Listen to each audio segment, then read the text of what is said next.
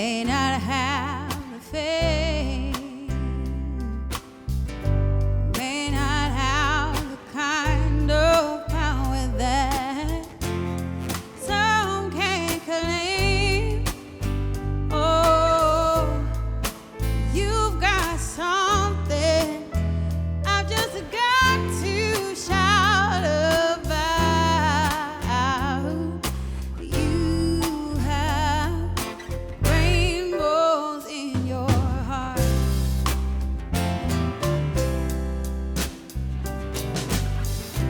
May not have enough to eat. You may be poor in soul. May not have the education, and you may not reach your goals.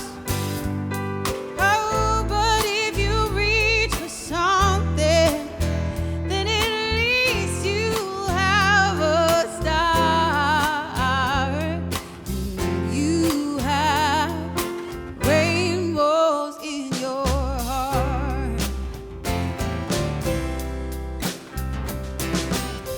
What will we tell the children of the things we say and do? I'd rather tell them of the rainbows that we knew.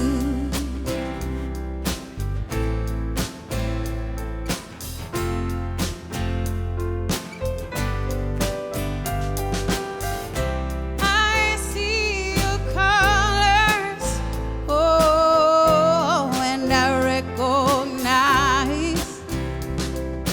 the glory of your animation and the love that's in your eyes.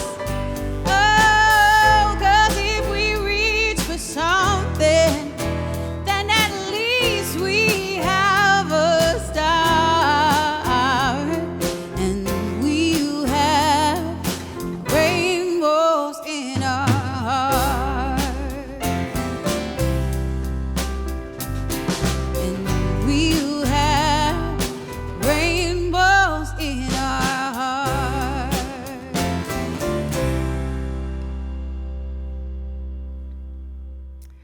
Wow, thank you, thank you, thank you. And it's true, what's in our heart is probably more valuable than what's in our pocketbook. Because when we let this body down, what will go with us is our consciousness, our ability to love what we've learned. All wonderful stuff. The talk title for today is The New Normal, or Creating a New Normal. And then that really got me started, like, what's normal anyway? What is normal anyway? See, I think I'm doing this because there was a time, let's say about April, that I thought we would get through this pandemic and we would go back to normal. But then I thought, well, what would be normal anyway? What's normal anyway? Because if you think about it, perhaps what's happening with this pandemic is that things are shifting, but they're shifting so quickly we notice it. Whereas other times things shift, but they do it so slowly, kind of gradually, that we don't really notice it. Like our bodies, but I won't go there. Or think about the way that we communicate. How many of you remember landlines? And landlines were normal. In fact, actually, one phone somewhere in the house was normal. In the hallway, in the kitchen, everybody lined up, you used it, it rang, you didn't know who it was for. That was normal. And then what became normal was extensions. And then you could have a phone in every room. And then what was normal is you could also have a cell phone. And then I remember the beginning of a normal. How many of you have ever had that little crack in consciousness where we go, oh, it could be different? Someone that was working for us, Carmen Delzell, did not have a landline. All she had was a cell phone. I thought, oh, only a cell phone. I don't know if I thought she was deprived or cheap, but I thought that was so weird. And then it's like, well, now I don't have a landline. Things shift, but sometimes it's just so gradual that we kind of easily roll into it with a little bit of adjustment. And what's happening in the world right now is that things are shifting so quickly that we can have the experience of what's next. We're out of control. What will I go to? How will it be? And that for a human being can be extremely anxious. I'm going to do a faith lift. Don Beatty spoke about doing faith lifts. I'm going to do one on anxiety and depression because that was already happening in the United States. And then with this uncertainty of when will this end? And what will they do? And who's going to do what? There's just more and more and more uncertainty. So I will do something on that. Speak a little bit about it today, but more stay tuned on a Wednesday. So I'm not sure that we will ever go back to a normal. I don't think that conscious people can ever expect that. I think conscious people must expect that what will be normal is that things will shift and probably will always be speeding up. That's what we just have to kind of expect. But what is normal? What I found is normal as I was looking at this and considering this talk. What is normal is the way we respond to conditions. People have their normal response to a condition. I am really noticing that with this group of ministers. My ministry, the Centers for Spiritual Living, have ministers, and we have our chat group, our Facebook, not Facebook, but our listserv, and we are communicating. I'd say, wow, I get at least 30 to 40 communications a day and watch them. Sometimes I respond, sometimes I don't respond, notice. But what I've noticed is that when a topic comes up, I'm noticing that in other people, I can almost tell how their response will be because their response to anything is always the way they respond to anything. They have a normal way of responding, not good or bad, but just a normal way of responding. Somebody's going to quote the Bible, somebody's going to quote Ernest Holmes, someone's going to get really philosophical, somebody did a lot of research into science. They always have their normal way of looking at the world. That's what I want to suggest we can create is a new normal. We can't create a new normal for the world or for our government right now or for this pandemic, we individually, but we can definitely create a new normal about the way we respond to anything and how we take in information. And how we communicate. And I just want to give you all a shout out. Everyone watching this, I want to give you a shout out because my wonderful friend and other minister, Lisa Garcia, watches my Facebook page, and sometimes I will mention something on Facebook, and there might be way down on the line. I don't know, I would not read all the comments, but I guess she does. Down in the comments, there might be something that gets a little bit negative. And then the responses from everyone is not to shame the person or blame the person or make the person wrong, but to just share their opinion. And she said, this is what she said. I had to write it down. Your people are so respectful in their communications. They must be doing their work.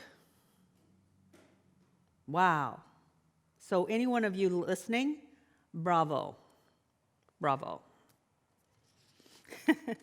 When people can actually see the difference between one group of people and how they respond and another group of people and how they respond, you're doing your work. And I thank you.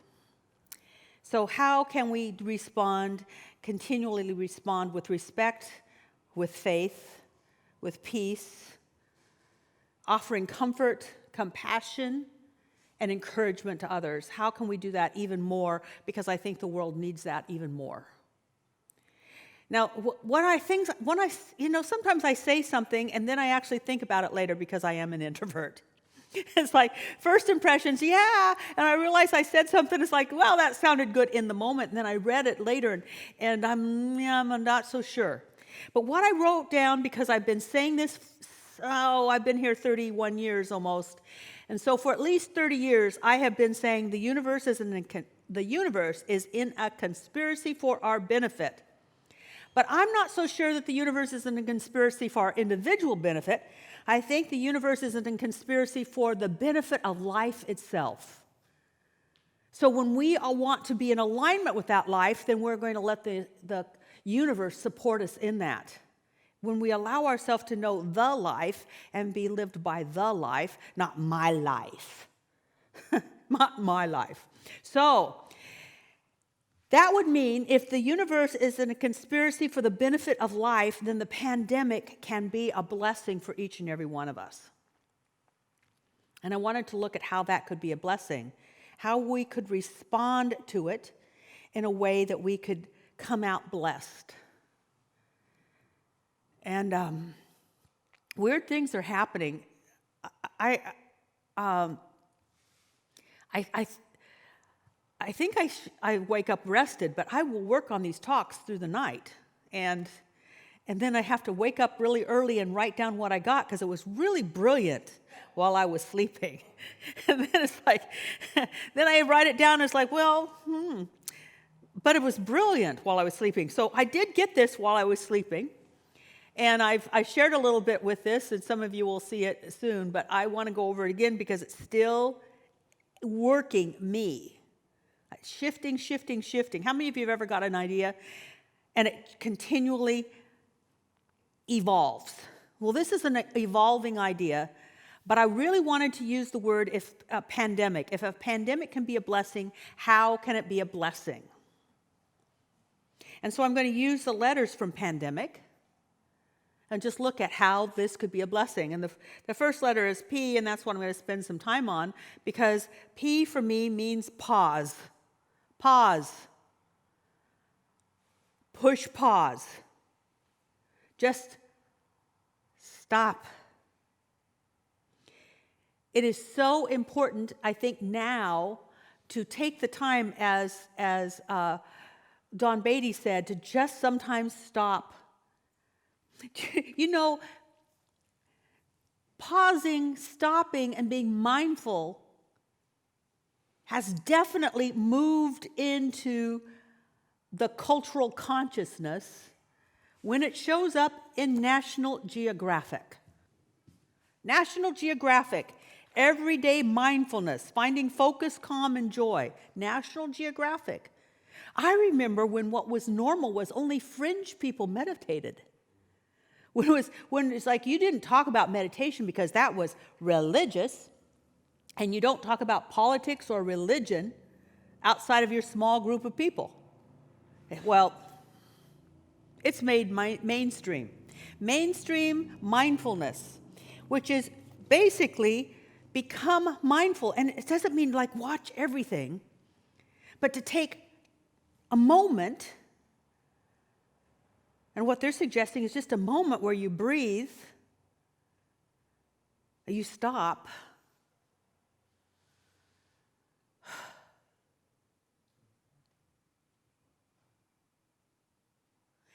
and you see how long you can go without chatter. Now, for some people, and I work with this in some of my classes, for some people it'll be like, I don't know, 1 second. And they'll get up to 5. But it's a muscle. The more you practice, the easier it is to just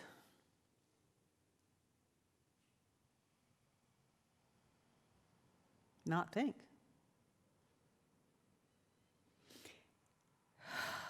And it's like taking a nap. You're awake, you're not zoning, you're aware.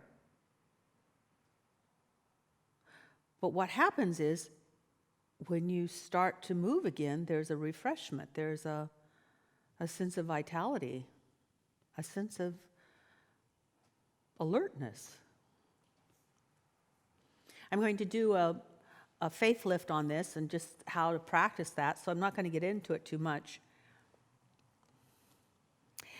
But I do want to say that God wanted me to talk about this because I pulled out of my library the collected essays of Joel S. Goldsmith. So I'm showing this to you, so if you want to look for it on Amazon, our bookstore's not open. Actually, it's a good thing because, I guess it's okay that it's not open because it used to be that I would pull out a book and mention it, and it wouldn't be in our bookstore. And our wonderful Michael would say, "What? You were supposed to tell me it." I don't know these things ahead of time. So yay, I'm not going to make anybody upset by saying, this is a great book. And the best part is I opened it up to the back because that's how I read. I must have been from an Asian culture in a past life because I like to start at the back of the book to see how it ends. And then if I like the ending, I move on. And the last part is a lesson to Sam. It is so sweet. It is Joel Goldsmith writing to his son, giving him inspiration, instruction, and sort of like the last word, the last thing that I can give you before he goes off to school. It doesn't say if he's going off to boarding school or college. It doesn't say.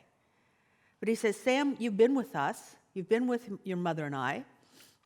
We've been with you. We've taught you all we can, not only by the teachings of this philosophy, but also by the way we live. And I want to just send you off with one thing. If you could just do one thing, your life will be a success. If you could do just one thing, your life will be easier. And that one thing is stop, pause, and contemplate the presence of God within yourself at least 4 times a day. Don't do it more than 2 minutes. Isn't that wonderful? Like, you don't have to go away. This was a New Thought mystic that did amazing things. And what he's telling his son is, don't make this a big ordeal. A pause is a pause. It's not a full stop. A pause is a pause. He said, pause 4 times a day for at least 2 minutes and contemplate that right where you are, God is, and God is right where you are. And what you are is an expression of God, and God is expressing as you. Do it in the morning, first thing before you get up. Do it before you leave the house or the dormitory, whatever. Do it right after lunch, and do it before you sleep. And he said also, and then any time you are stuck, do that. And he said, remember when you would be doing math problems and not understanding how something worked, or you were trying to finish a paper and it wasn't coming together, and you would come to me and ask for help, and all we would do is stop and contemplate the presence of God, and then you'd go off and solve the problem.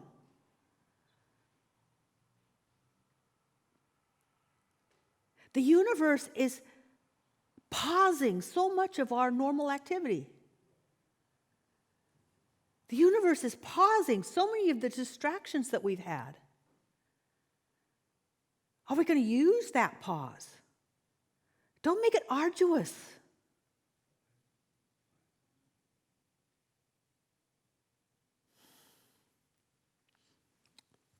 The next letters, A and D.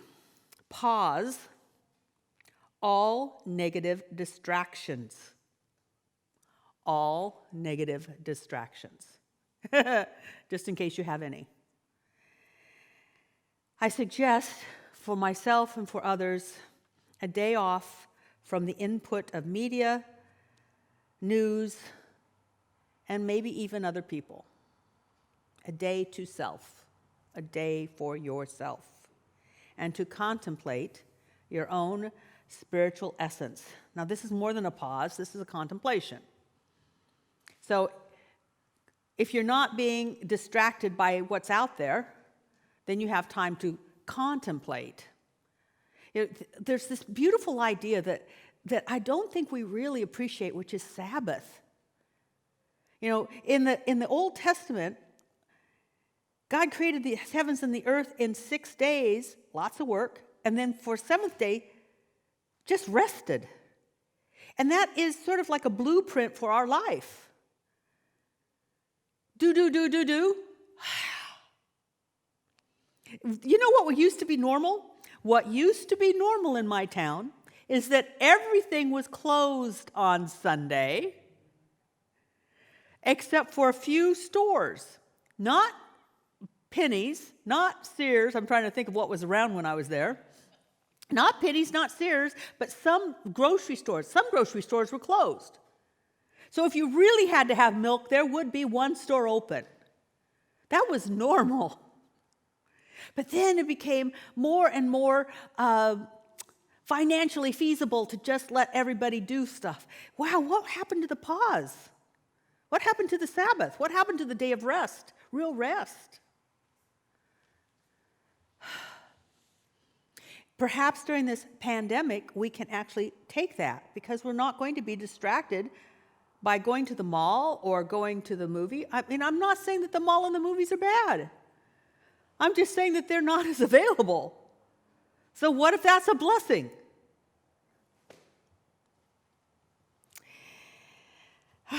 And contemplate our spiritual essence, our own spiritual magnificence. Now I want to give you an idea about that.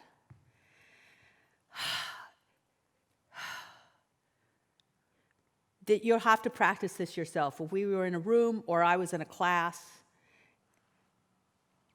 if we were together, there is an exercise that we could do, which is for each and every one of us to just ask, or have someone else ask us actually.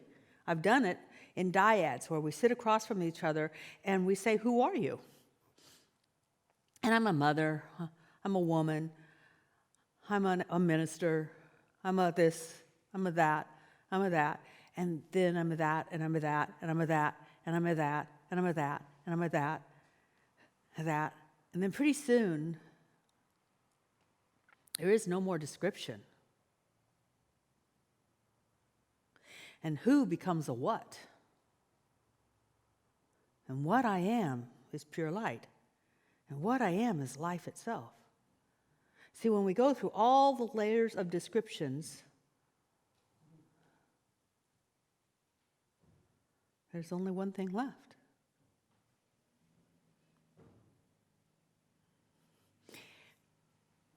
Maybe that's why we're having this pause in our culture. Maybe the universe isn't a conspiracy for us to shut up and to take notice inside, which would lead us to the next letters, which are EMIC, which is, if we did this, if we started to contemplate our spiritual magnificence and really take the time to recognize it, not just be told that. We sing songs about it. We sing songs to ourselves about it. I am as God created me. All of those things are wonderful, but to really get it is a different thing. And when you really get it, you are different when you move out from there. And then you end meaningless, idle chatter. Meaningless, idle chatter can't happen when you have contemplated your own spiritual magnificence. There will be less questioning yourselves and others. There will be less assigning meaning to something. I was watching this. I just love watching. It was just so back to my wonderful ministerial friends and the list of things that were going on. I watched somebody say something, and all the people that put different meanings on what she'd said, and what she said was just what she said. I took it as a joke. Other people saw it as an insult. Somebody else saw it as this. Somebody else saw it as this. And it wasn't derogatory towards somebody else, by the way. It was herself. She was joking about herself. And people, people's reactions were just wild because they were assigning meaning. Meaningless chatter.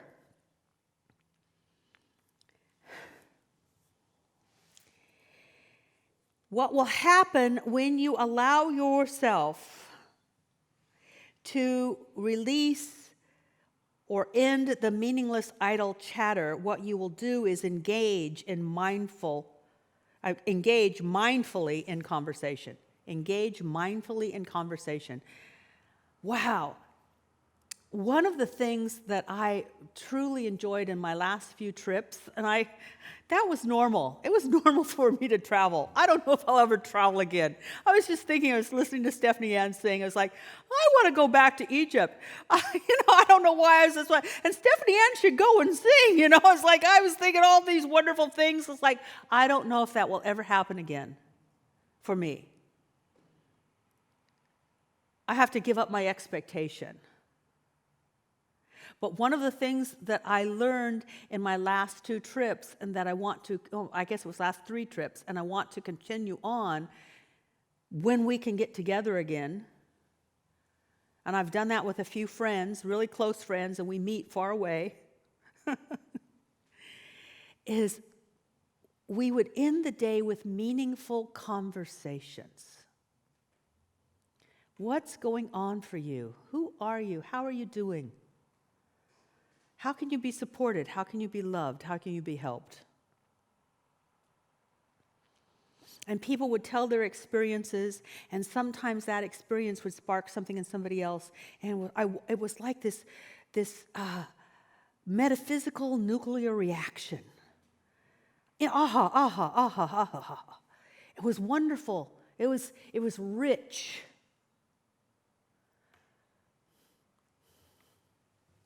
Because people during the trips had taken time to be touched in just such a way that they started to vibrate from their spiritual magnificence, and therefore their conversations changed, and they were so meaningful that they were an inspiration. We weren't preaching. Nobody was telling you what to do. It was nothing like that. It was miraculous and healthy.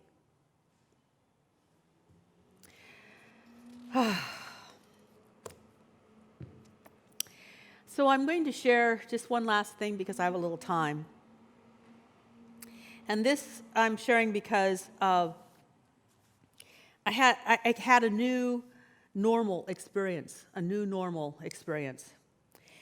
And to give a little bit of background, the last 4 years, I've been invited to the Conference of the Americas. And this was the idea of a wonderful woman, a friend of mine, Rebecca Pena, Reverend Rebecca Pena. And she was bilingual and wanted to take our message to Spanish-speaking countries. And she started out with just a few little centers, little study groups in Tijuana and Mexico City, where she lived. And it's grown. And when she started that conference, I think about the 3rd or 4th year in, she asked me to come, and I've been going ever since. And it was at Lake Chapala, which is in the highlands of Mexico, which is a good place to go when it's summertime. And what was normal is that we'd all gather there.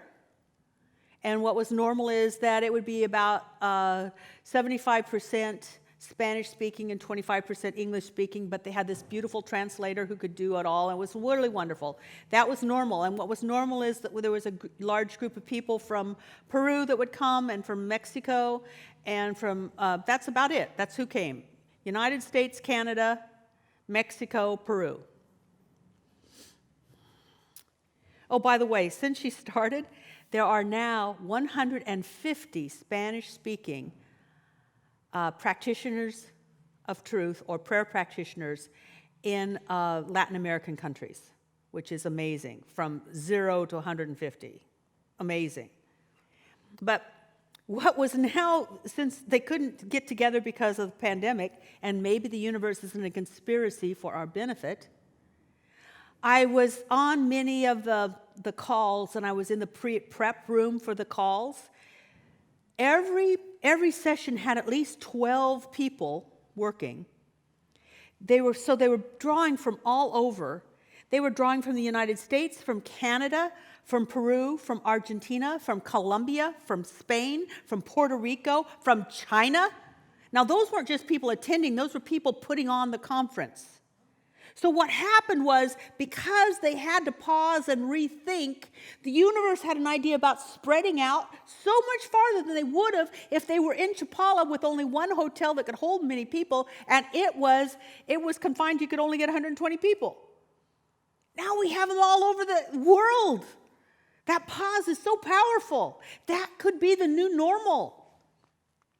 What used to be normal is that people would come and they'd sit, they'd travel to a place. It was place-centric. Churches were place-centric. And if you wanted to spread your church, you just created more places. Now I have people taking a class, Creative Living, and it's, they're from 5 different states so far. The normal is changing, but that's just getting back to normal. The idea of normal is going to be shifting so quickly.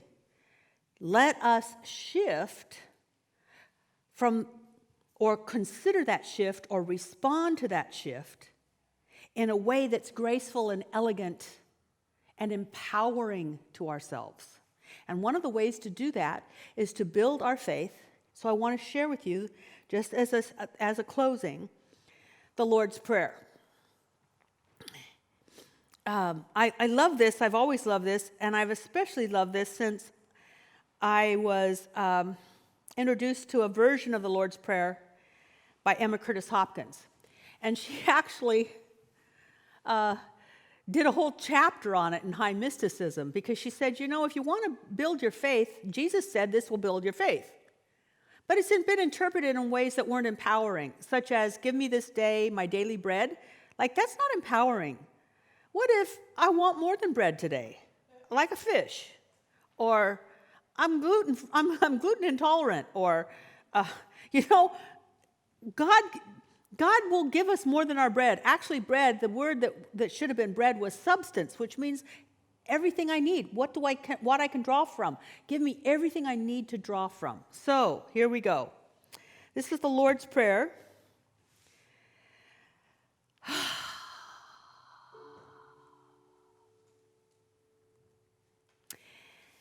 Expanded on by Emma Curtis Hopkins, expanded on by Kathianne Lewis. And people often ask for it. I've redone this at least 5 or 6 times, and so if you put in the chat that you would like a copy of this, then please do. Make sure you give your email address so we can send it to you. Or you can email info@spiritualliving.org, and I will send you the new expanded, because it's getting bigger all the time. The way I do this changes all the time. But it starts out like this. Father, Mother, God within, that which is my source and my origin, that which is the Alpha and the Omega of my life. Holy, holy, holy is your name and your nature, and your kingdom, your realm of power. Your authority, it has already come. It's done. And so your will is done now within me as it is in all creation. And give me this day, as I go forward, everything I need. Give me the substance. Give me the money for gas. Give me the inspiration. Give me the solution. Give me the questions I need to ask. Give me the patience. Give me the understanding. Give me everything I need. And forgive my lack of confidence to command the law, for you taught it to me. You said that the word was the law unto the law, so let me use my word in ways that are beneficial to myself and a blessing to the earth. And don't let me be tempted. Don't let me fall for idle chatter. Don't let me fall for meaningless speculation. Don't let me be tempted by something that really I have nothing to do with. And keep me from all wrong thinking. For thine is the kingdom, and the power, and the glory within me forever. Amen.